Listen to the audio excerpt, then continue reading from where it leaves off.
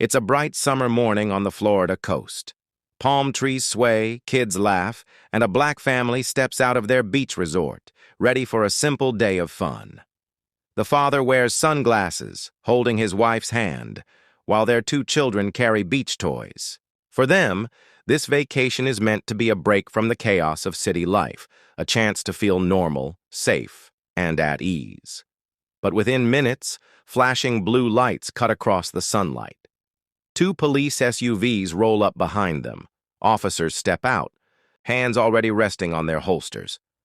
The smiles vanish. "Sir, can we talk to you for a second?" One officer demands, his tone sharp, not casual. The father's voice stays calm. "Is there a problem, officer?" The officer's eyes narrow. "We got a call. Said you folks don't belong here. Need to see ID right now." The family freezes. People around them stop and stare. Mothers pull their kids closer. Tourists whisper.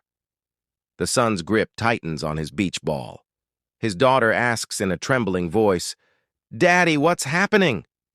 The father looks around and he knows exactly what's happening. This isn't about a call. This isn't about safety. This is about the color of their skin. The officer moves closer, voice rising.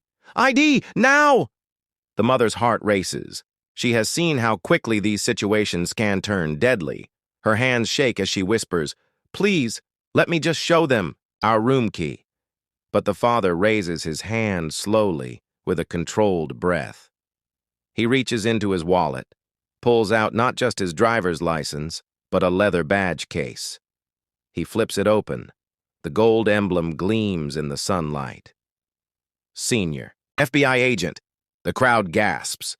The cops' faces drain of color, and in that single moment, everything changes. Pause. Beat. Black screen. Narrator. What happens next will reveal a truth about race, power, and respect in America that no vacation could ever escape. The day had started so perfectly. The Johnson family, Marcus, his wife Angela, their 14-year-old son Jordan, and 9-year-old daughter Maya had planned this trip for months. For Marcus, vacations were rare.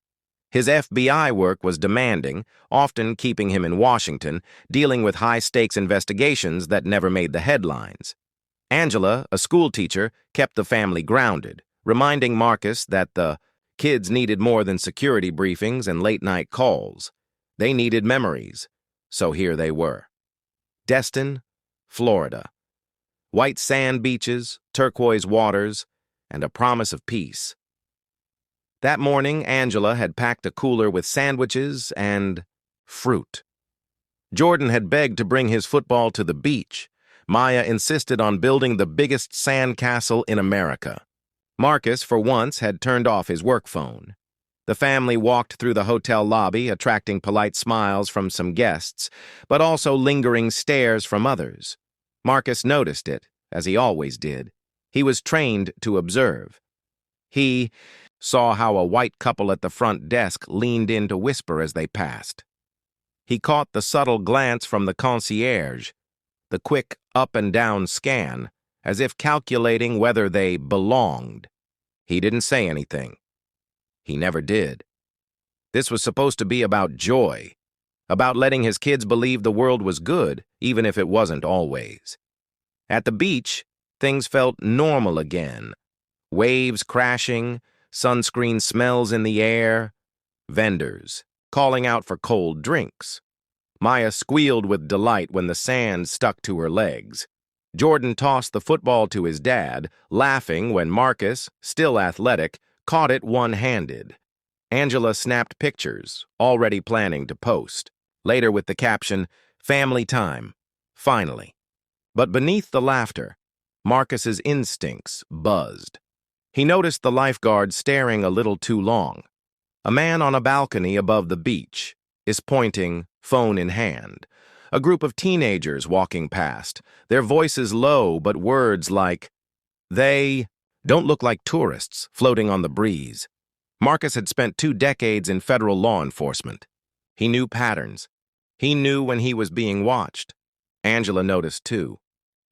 "Ignore it," she whispered when Marcus's smile faltered. Don't let them take this from us. He nodded, but deep inside, he knew. When you're a black family, in America, you don't get the luxury of ignoring things for long.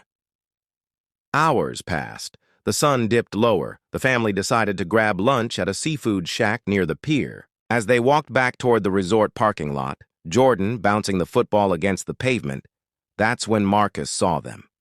Two police SUVs parked across from their car. Officers leaning against the hoods, waiting. Not just patrolling. Waiting. Angela felt it instantly. Marcus, she whispered, clutching Maya's hand tighter. Stay calm, Marcus said, voice low.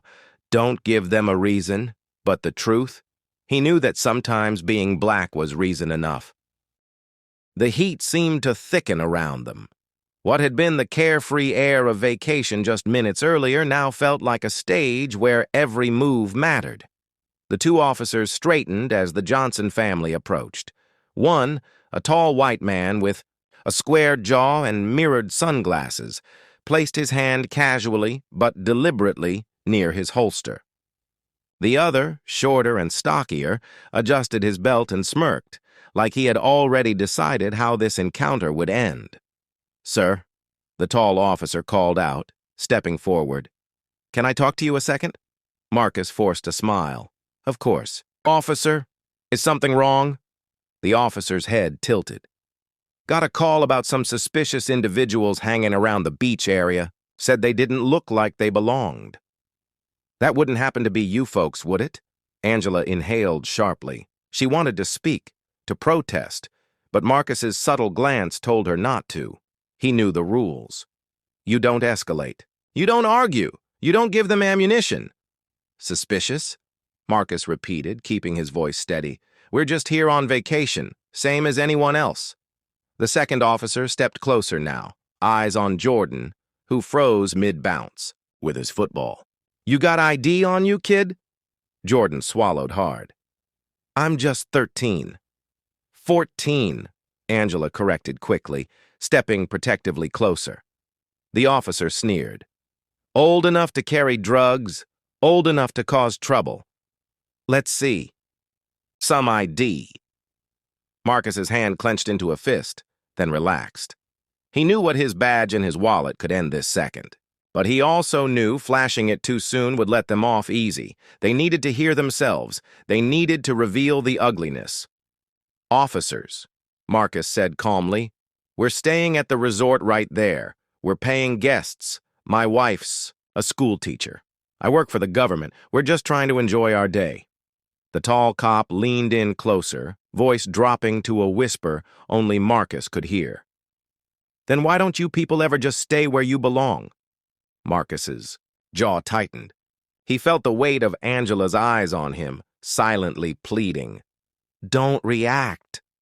For the kids. Maya tugged at her mom's arm.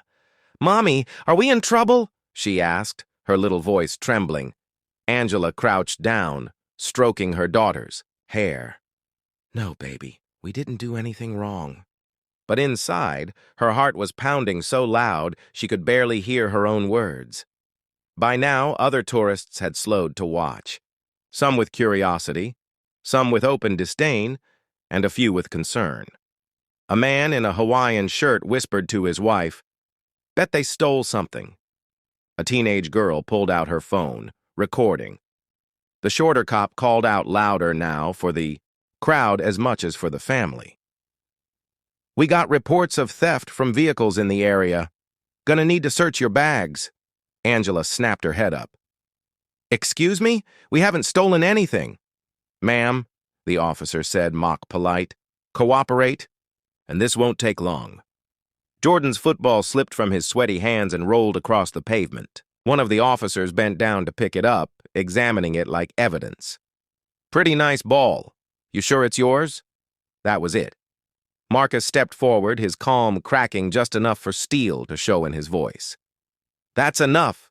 You're harassing my family in public in front of my children. Unless you have probable cause, you have no right. The tall cop cut him off, stepping into his space. Don't lecture me about rights. Around here, we decide what's suspicious. The words hit Marcus like a match to gasoline. He felt the anger rising. Every story he'd ever heard of traffic stops gone wrong, every briefing about innocent men and women shot because they moved wrong. He looked at Angela. Her eyes were wide, shimmering with tears she wouldn't let fall. Jordan stood stiff, fists clenched at his sides. Maya clung to her mother like the world was collapsing. Marcus knew what came next if he didn't act. The cop's hand twitched near his holster. The other had already started to reach for the family's beach bag, and that's when Marcus made the choice. He reached into his pocket slowly, deliberately. Every cop instinct in him screamed that this could be misread, that one flinch could end it all. But he had no choice. He pulled out his leather wallet, flipped it open, and held it high. The gold shield glimmered under the sun. Clear letters. Federal Bureau of Investigation. Senior Special Agent. The silence was instant, heavy, electric. The crowd leaned forward. The officers froze, their expressions morphing from arrogance to panic. Marcus's voice, calm but thunderous, cut through the air. "You've just profiled and harassed a federal agent's family. Now tell me, who doesn't belong here?" The taller officer's lips parted, but no words came. The shorter one stepped back, color draining from his face. Around them, whispers erupted in the crowd. Someone muttered, "Oh, damn!" Another, "They messed with the wrong guy." Angela held Maya tighter, but now her trembling was mixed with relief. Jordan looked at his dad like he was invincible, but also with a dawning awareness. His father shouldn't have to be invincible just to survive a day at the beach, the officers stammered, scrambling for excuses. "Sir, we were just responding to a call." Marcus didn't move. He didn't lower the badge. His eyes bored into theirs. "No, you were responding to skin color. Don't insult me with lies." The taller cop's jaw clenched. He looked at the crowd, phones raised, recording, capturing every second. His career flashed before his eyes. For once, the power dynamic had flipped. But for Marcus, the victory was bitter, because he knew if he hadn't been who he was, with that badge, this could have ended in handcuffs, or worse. The world seemed to freeze in that split second after Marcus raised his badge. Phones were everywhere now, red recording lights blinking like tiny beacons. The whisper of the ocean behind them was drowned out by the low hum of a crowd realizing they were witnessing a reckoning. The tall cop's throat bobbed as he swallowed hard. His partner shifted nervously, suddenly finding the asphalt beneath his boots very interesting. Gone was the arrogance, the smirk, the presumption of power. But the damage had already been done.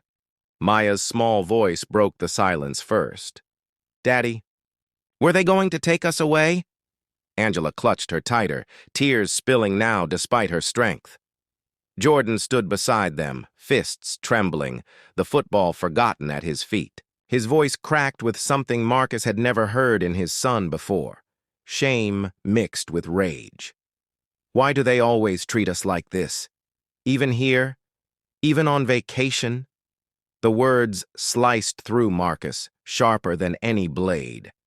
This was the wound no badge could heal. His son was learning, not from textbooks or TV, but in real time, that being black in America was enough to make you a suspect. Marcus lowered the badge slowly, but kept his gaze locked on the officers. "You profiled my family. You terrorized my children, all because we didn't look like we belonged." His voice shook with restrained fury. "Do you realize what could have happened if I weren't me? If I didn't have this badge?" "The way." Shorter officer stammered. "Sir, we didn't—" "Didn't what?" Marcus barked, stepping forward, his voice booming now, no longer calm. "Didn't harass my son? Didn't scare my daughter to tears? Didn't humiliate us in front of strangers? Look at them." He pointed to Jordan, whose eyes were red with unshed tears, and to Maya, who buried her face in Angela's shoulder. "Tell them you weren't about to strip away their innocence. The crowd murmured, restless now. A woman shouted, "He's right." Another man called out, "That's racism, plain and simple." Phones rose higher. Some tourists even stepped closer, emboldened by the spectacle. The officers exchanged a glance, a silent plea for backup. But there was none. This wasn't just about authority anymore. This was about truth, and the truth was captured on every lens surrounding them. Marcus's chest heaved as years of swallowed experiences rushed to the surface. Every traffic stop, where his government ID was the only shield. Every sideways glance in stores. Every neighborhood where neighbors wondered if he lived there. And now, in front of his children, the mask had cracked. He took a slow breath, steadied himself, then spoke lower, colder. "You thought you could degrade us because of our skin, but you forgot one thing." He lifted the badge again, this time not as a shield, but as a weapon. "I am the system you tried to abuse, and I will hold you accountable." The taller cop's face turned crimson. He opened his mouth, closed it, then finally muttered, "Sir, with all due respect." "We were just respect?" Marcus's voice thundered, echoing across the lot. "You don't even understand the word!" Jordan flinched at the force of his father's rage. Not at him, but for him. For the first time, the boy realized his dad's strength wasn't just physical or professional. It was moral.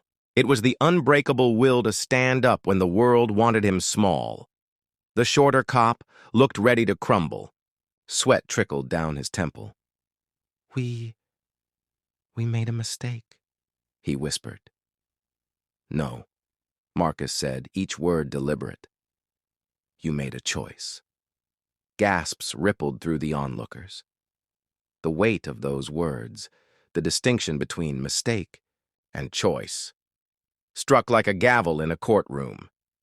Angela squeezed Marcus's arm, grounding him, her own eyes fierce now. "Let them feel it," she whispered. "Let them feel what they've done." Marcus turned slowly to the crowd.